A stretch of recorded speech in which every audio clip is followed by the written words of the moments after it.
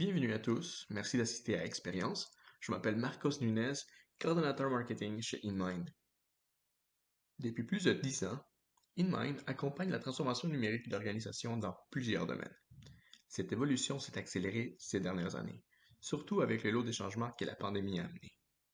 Gold Partner Microsoft, nous avons structuré notre offre avec des nouvelles méthodologies et offres prépackagées qui nous permettent de vous offrir les solutions de gestion d'entreprise tout en les adaptant à votre réalité d'aujourd'hui et en vous offrant le plein contrôle.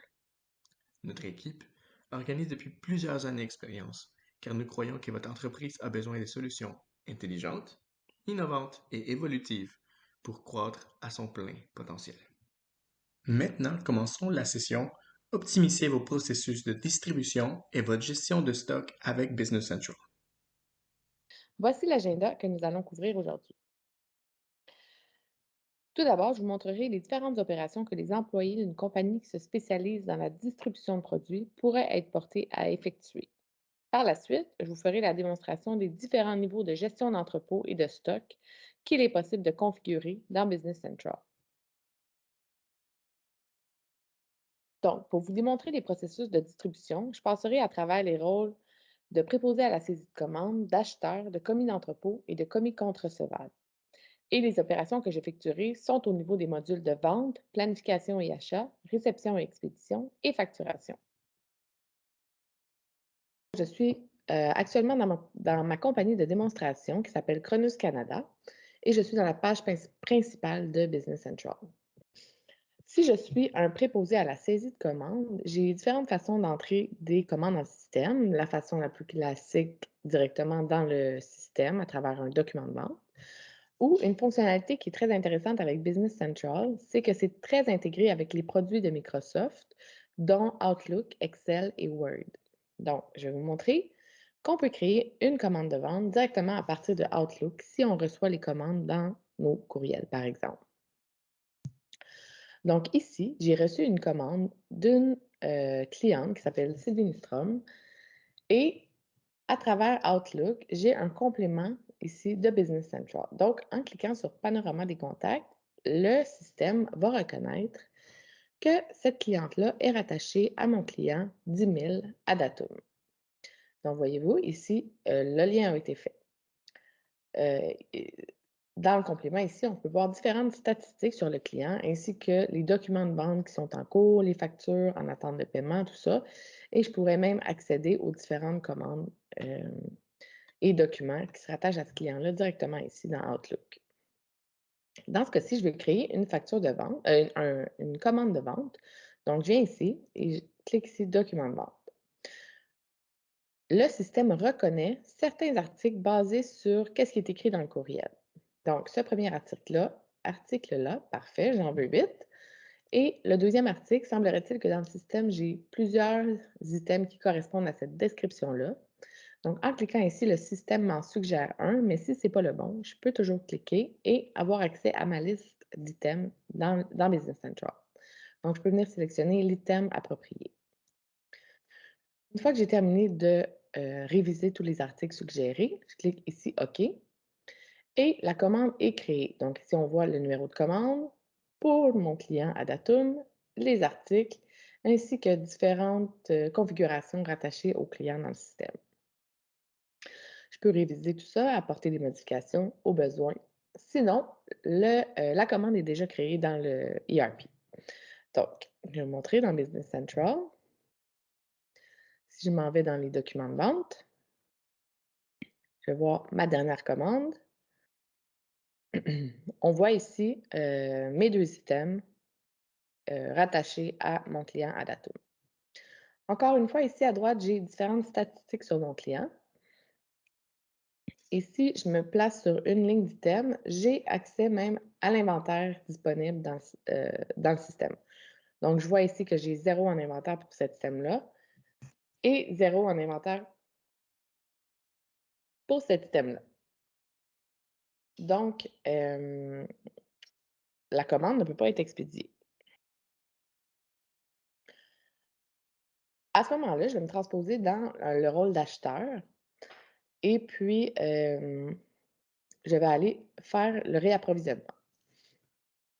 Donc, une fonctionnalité qu'un acheteur utiliserait dans le système, c'est la feuille de planification. Cette feuille-là de planification me permet de calculer le réapprovisionnement selon les configurations du système. Donc, je peux rentrer des dates. Si je suis un acheteur qui s'occupe d'une catégorie d'articles en particulier, je peux venir inscrire cette catégorie-là ici. Et puis, je demande au système de calculer le réapprovisionnement en fonction des configurations de mes items. Par exemple, si mes items, dans les fiches d'items, j'ai été inscrit des min-max ou d'autres critères de réapprovisionnement, le système prend ces configurations-là, les compare à l'inventaire disponible dans le système et me suggère le réapprovisionnement approprié. Donc, on voit ici, le système me suggère de commander tous ces items-là. Si je veux simplement commander ceux qui sont rattachés à des commandes clients pour le moment, c'est dans cette colonne-là que ça me l'indique. Donc, je peux voir ici mes 2 items qui sont rattachés à ma commande client que j'ai reçue tantôt. Je peux donc venir ici décocher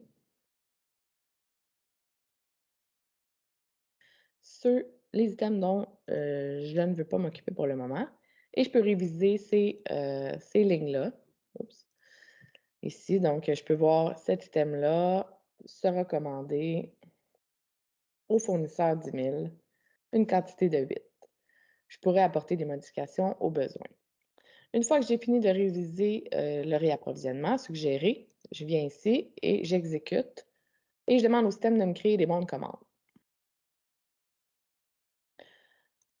Donc, la prochaine étape pour l'acheteur serait d'aller réviser le bon de commande et de l'envoyer à son fournisseur. Donc, je m'en viens ici dans mes bons de commande, je prends mon dernier et je peux voir que mes 2 items ont été commandés sur le même bon de commande parce que les 2 items étaient rattachés au même fournisseur. C'est bien sûr que si mes 2 items avaient été pour des fournisseurs différents, le système m'aurait créé 2 bons de commande. Là, la prochaine étape serait d'envoyer le bon de commande au fournisseur. Par contre, je le sais, j'ai un flux d'approbation sur mon bon de commande, sur tous les bons de commande. Donc, je dois envoyer ce bon de commande-là en approbation ici à l'interne. On voit ici l'état du bon de commande est à ouvert. Donc, une fois que j'envoie la demande d'approbation, je peux venir ici inscrire un commentaire pour le prochain approbateur et l'état change à approbation en attente. Si je veux savoir à qui est le prochain approbateur, je peux ici aller dans l'approbation. Je vois, c'est moi qui ai créé le bon de commande et il est en attente d'approuveur du code d'approbateur approuveur 1. Je vais donc aller dans le Business Central de connecter en tant qu'approuveur 1. Ici, directement dans ma page centrale, j'ai une boîte ici qui me dit « Vous avez une demande à approuver ». Je peux l'ouvrir directement par ici. Et si j'en avais plusieurs, là, je les verrais tous ici dans cette fenêtre-là. Je peux directement approuver à partir de cette fenêtre-là ou demander d'ouvrir l'enregistrement pour réviser le bon de commande. Donc, et je peux directement l'approuver aussi à travers le bon de commande. Approuver, rejeter, déléguer ou je peux aussi voir les commentaires qui ont été inscrits. Bien sûr aussi, je vais recevoir un courriel qui m'indique que j'ai un bon de commande en attente d'approbation et à partir du courriel, je pourrais ouvrir le bon de commande. Donc, si je l'approuve en tant qu'approbateur, je vais retourner dans Business Central en tant qu'acheteur. Je fais un petit refresh et l'état ici change à libéré, ce qui veut dire qu'il a été approuvé en totalité. Je peux donc l'envoyer à mon fournisseur et le système me génère un courriel que j'ai moi-même configuré le message, tout ça. Je peux y apporter des modifications si je veux et je vois ici les pièces jointes qui sont rattachées au courriel qui sera envoyé au fournisseur. Dans ce cas-ci, c'est simplement le bon de commande, mais si je veux, je peux en ajouter.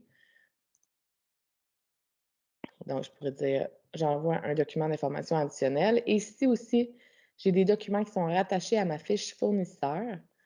Je peux venir les chercher ici aussi et venir l'ajouter au courriel. Prochaine étape, j'envoie le courriel au fournisseur. Ensuite de ça, une fois que le fournisseur m'envoie la marchandise, je peux venir directement dans mon bon de commande faire la réception. Donc ici, j'ai ma quantité à recevoir. Si j'ai reçu une quantité différente, je peux venir l'indiquer. Sinon, j'accepte telle quelle les quantités. Je viens ici, repars, et je fais la réception. On voit donc que la quantité à recevoir a bougé et est maintenant rendue dans quantité reçue. Ensuite de ça, bien, la marchandise est arrivée, donc je suis prête à expédier ma commande de vente. Donc, si je retourne dans la commande de vente, la prochaine étape est simplement d'expédier. Donc, je viens ici et j'ai 2 choix, facturer ou livrer et facturer. Dans ce cas-ci, je vais faire les 2 en même temps. Donc, je livre et je facture, ce qui ferme ma commande de vente et me crée une facture de vente comptabilisée, donc en attente, de paiement dans ma rattachée à mon client. Donc voilà, ça fait, le tour. On a vu les ventes, le réapprovisionnement et les achats. Nous sommes donc rendus à la démonstration des différents niveaux de gestion d'entrepôt qu'il est possible de configurer dans Business Central. Comme on peut voir à l'écran, il existe 6 niveaux possibles de gestion d'entrepôt, en allant du plus simple au plus complexe. Je vous démontrerai donc ces différents niveaux de complexité. Donc, le niveau 1, en fait, c'est le niveau dans lequel il n'y a aucune activité de gestion d'entrepôt. Le niveau 2, il n'y a encore là aucune activité de gestion d'entrepôt. Par contre, on ajoute la notion de bin, donc de casier de rangement de stock. Dans le niveau 3, on active des fonctionnalités d'entrepôt de base.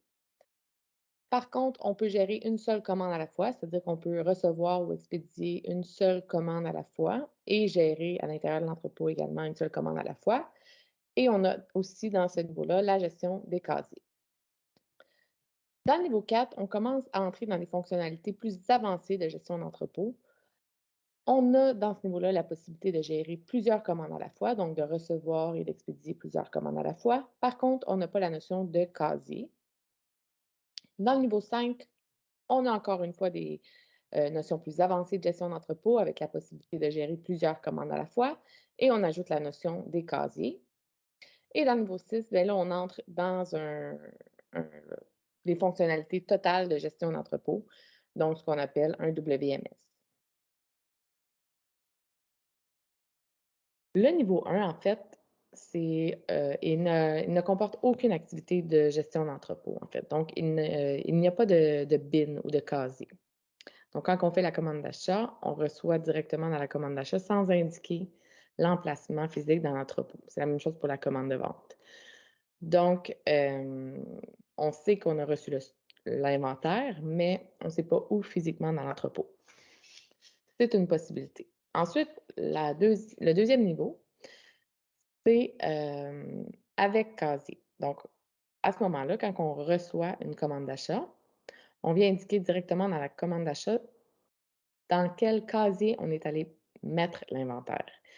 Même chose pour la commande de vente, quand on expédie une commande de vente, directement dans le document de commande de vente, on vient dire où on est allé chercher l'inventaire.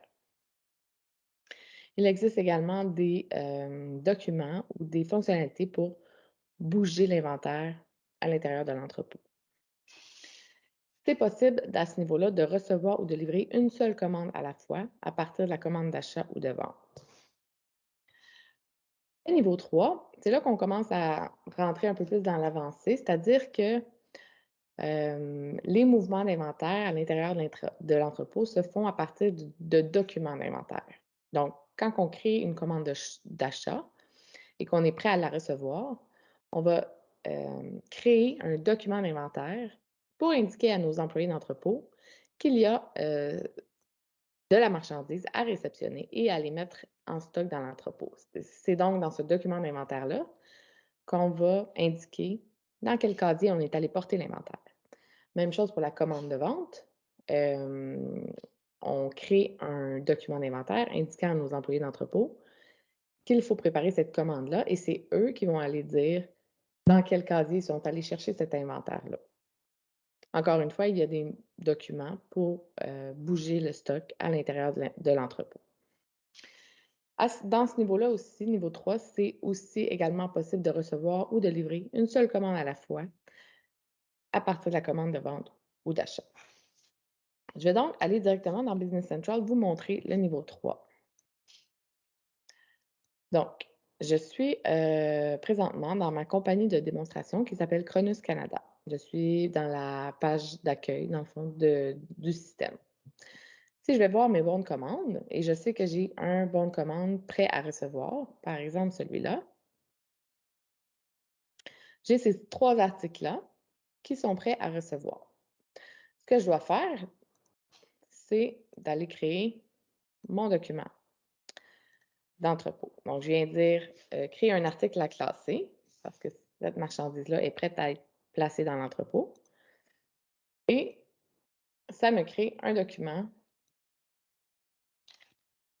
pour les employés d'entrepôt. Donc, mon document ici, avec mes 3 items. Le système me suggère des codes de casier où aller mettre le stock, probablement parce qu'il y a déjà ces items-là dans ces casiers-là. Mais si je veux, je peux les changer. Donc, lui, je vais le mettre là. Lui, c'est beau, je le laisse ici. Et lui, je viens le mettre ici. Une fois que la transaction ou le placement d'inventaire est terminé, je viens dire parfait, c'est reçu.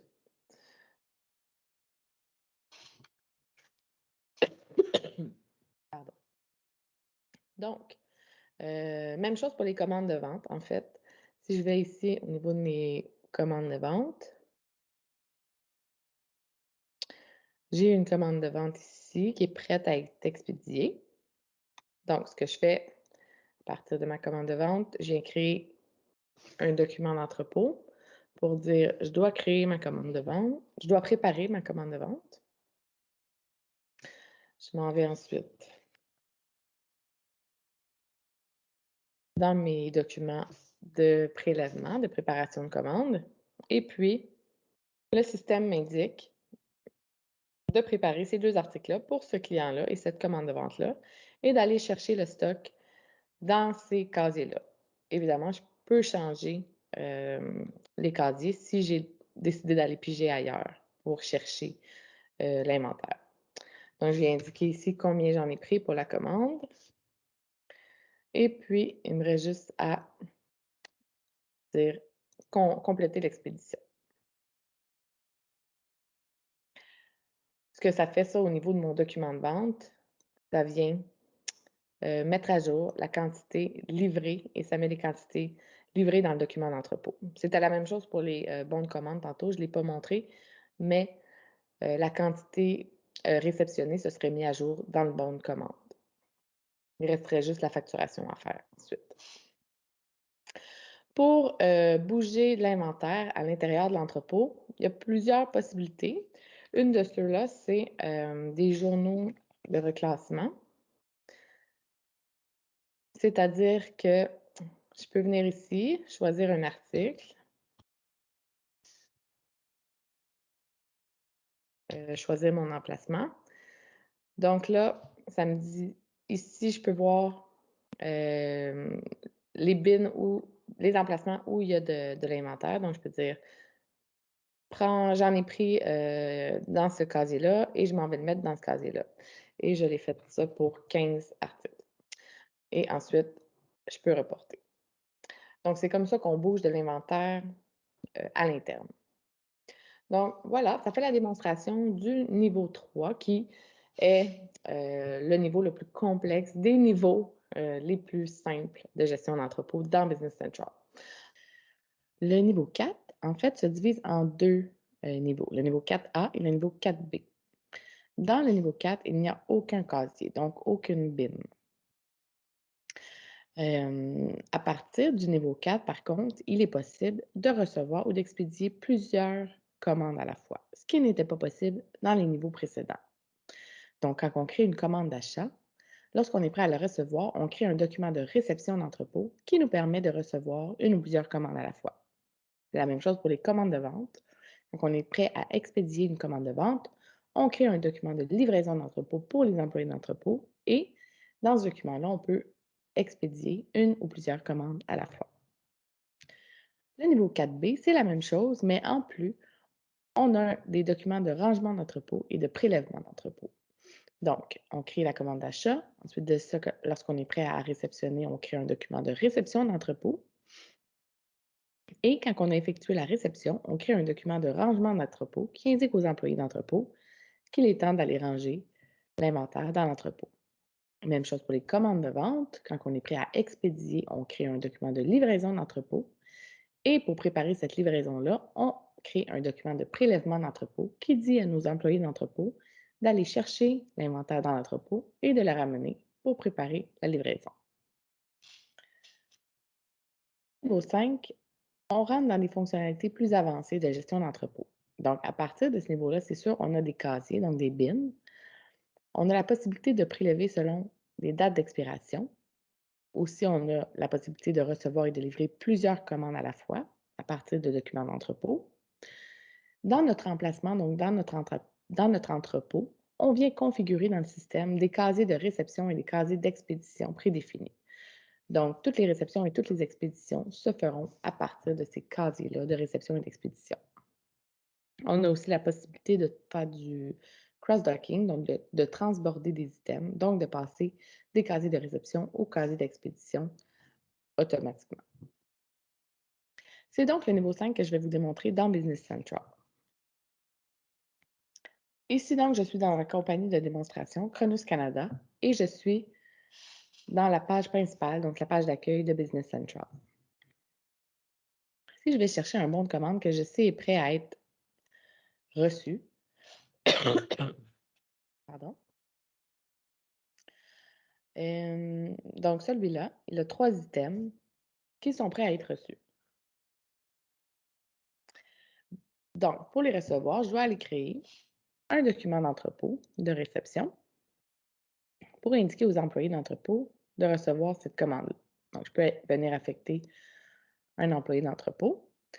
Et ce que ça dit ici, c'est nos 3 items, on les reçoit dans le casier de réception. Ensuite, une fois que la réception est faite, on va aller de la réception et ça crée automatiquement un document de rangement d'entrepôt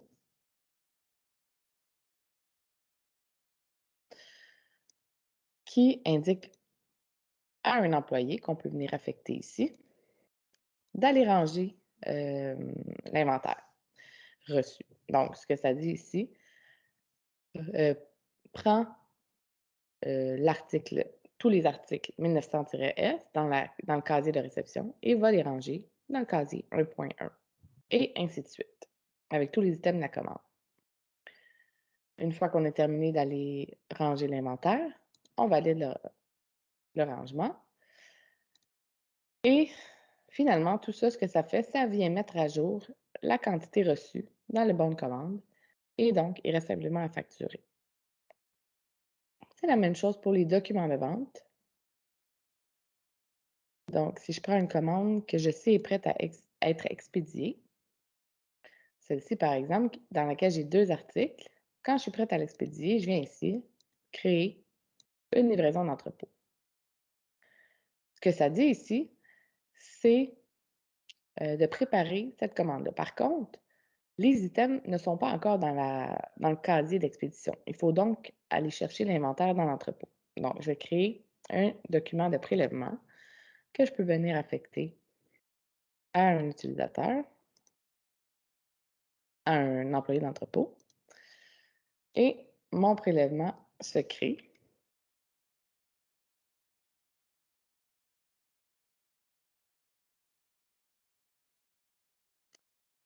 Hem,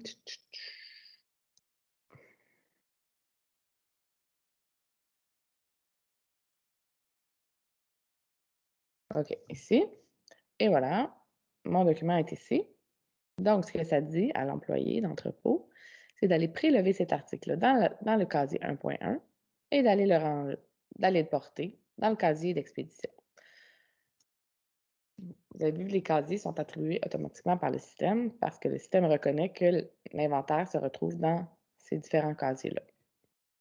Lorsque j'ai fini, je valide mon prélèvement et donc mes articles sont prêts, sont maintenant dans le casier d'expédition, sont donc prêts à être expédiés. Donc, une fois que l'expédition est faite, je viens valider la livraison et dire que la commande est expédiée. Ce que ça fait au niveau du document de vente initial, ça vient mettre les quantités dans la colonne des quantités livrées. Il reste donc simplement à facturer cette commande-là. Pour ce qui est des mouvements à l'interne, j'ai plusieurs possibilités, dont le journal de reclassement.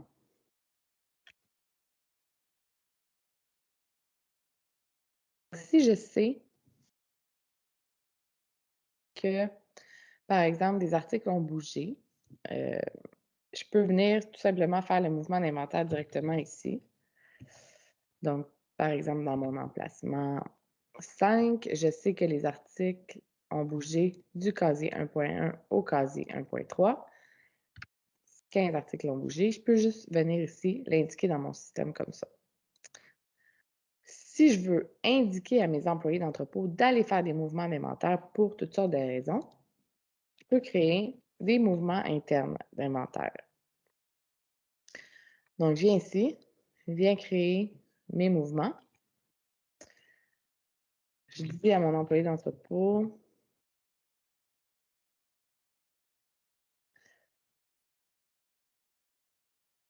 oups, pardon, mon emplacement ici n'est pas le bon. Donc, je vais sélectionner l'emplacement approprié.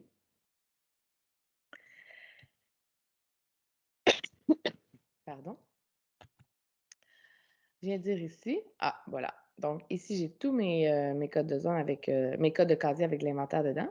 Donc, je peux venir dire, va chercher dans le casier 1.1 cet article-là.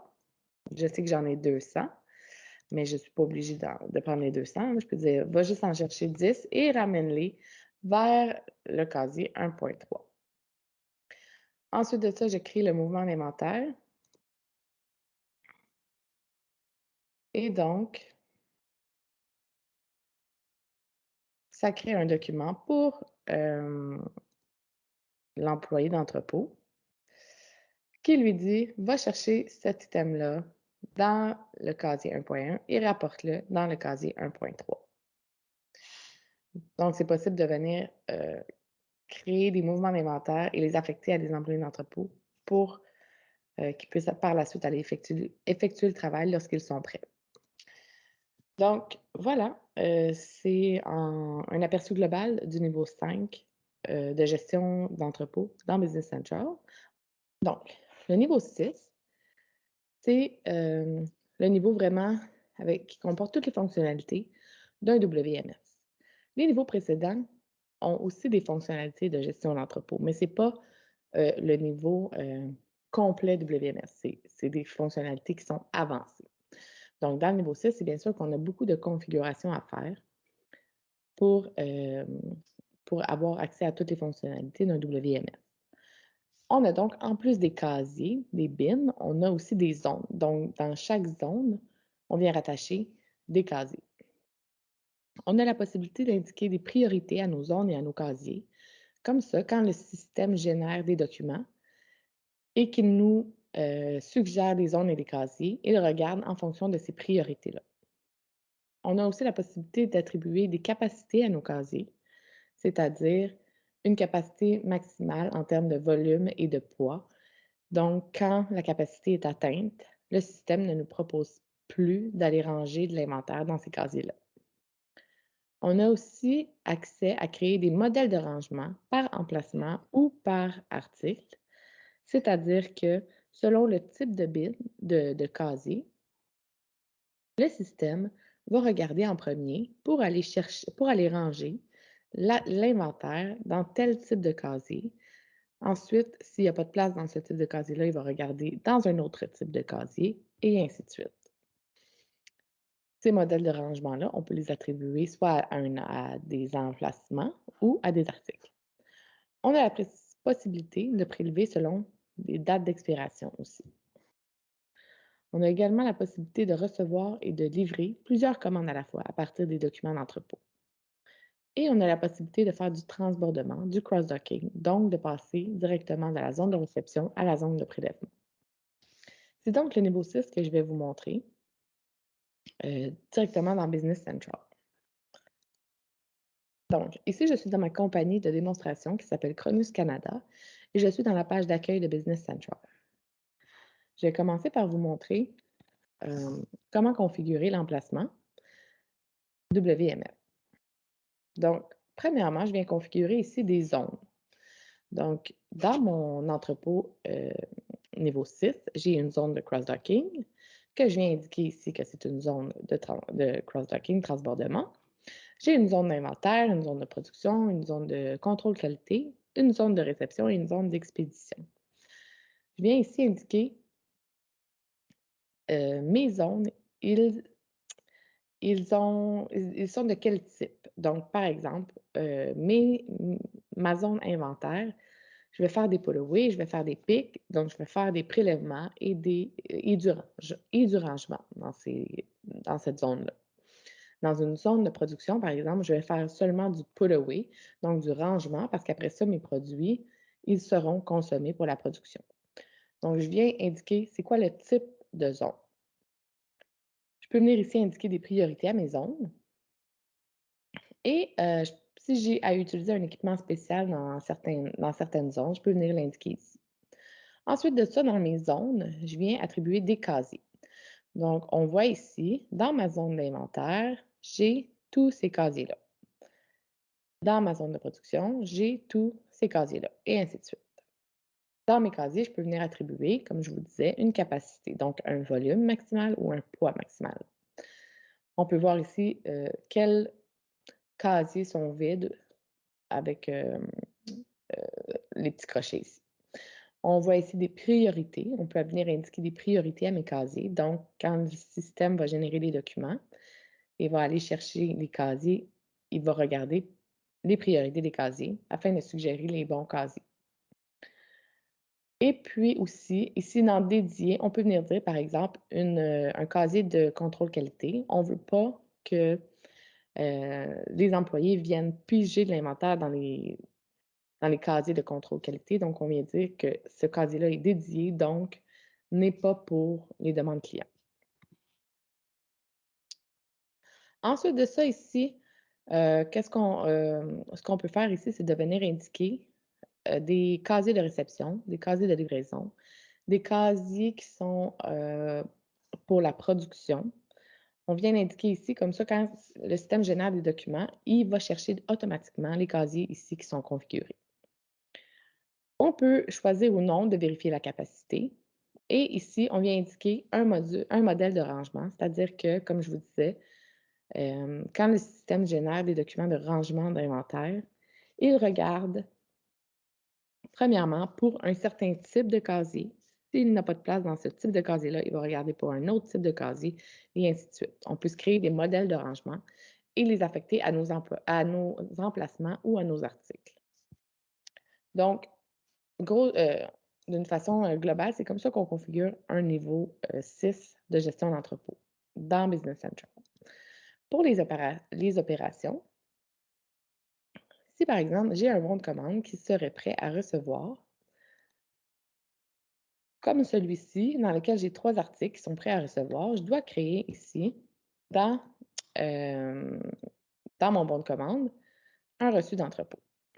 Ce que ça fait ça ici, ça crée un document que je peux venir attribuer à un employé d'entrepôt et qui lui dit de recevoir ces 3 items-là dans le casier, dans les casiers de réception, dans la zone de réception. Une fois qu'il a terminé, il vient valider sa réception et ce que ça fait, ça crée un document de rangement d'entrepôt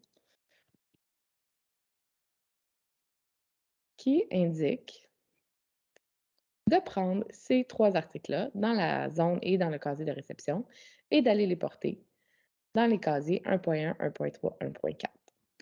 Donc, ces casiers-là sont automatiquement générés par le système en fonction des configurations qu'on a vues précédemment.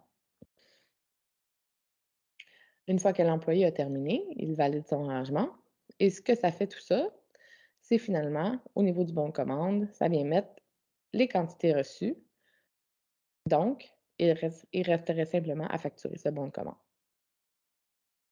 Ensuite de ça, au niveau des ventes, si j'ai un document de vente qui est prêt à être expédié, par exemple celui-là, dans lequel j'ai 2 items qui sont prêts à être expédiés, ce que je dois faire, encore une fois, c'est d'aller ici créer un document de livraison d'entrepôt qui indique à un employé d'entrepôt que cette commande-là doit être expédiée. Par contre, les items ne sont pas encore dans la zone d'expédition ni dans le casier d'expédition. Donc, ce qu'on doit faire, c'est créer un document de prélèvement qu'on peut affecter à un employé d'entrepôt et,